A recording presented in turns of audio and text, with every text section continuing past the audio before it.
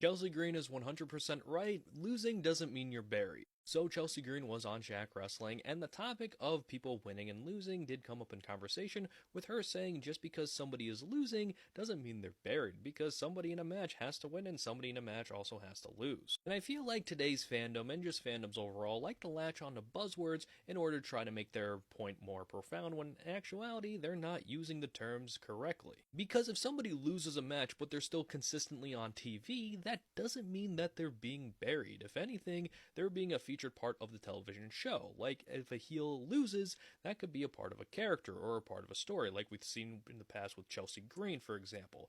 Also with Chris Jericho when he was the best in the world at his job, which was a contradiction because he kept losing. Even though he would win a couple of times, he was still going forth with that character. It's all about how the loss is portrayed. Chelsea Green is a character, for example, that can safely lose because her character will always bounce back. Her character work is so good that the losses in the long run don't really matter at this point in time. It's all about bringing talent to a higher position than when they started. Just because if a star loses a program, that doesn't mean that they're buried 6 feet under.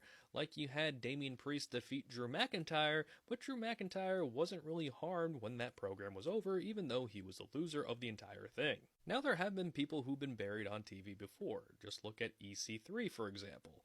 However, not every loss that somebody has on television means that they're buried or they're going through a burial. It's all a part of a story that can potentially either lead to something or lead to nothing. It's all show business at the end of the day. What are your thoughts on Chelsea Green's opinions on losing doesn't automatically mean you're buried? Do you agree with her? Do you disagree with her? Let me know.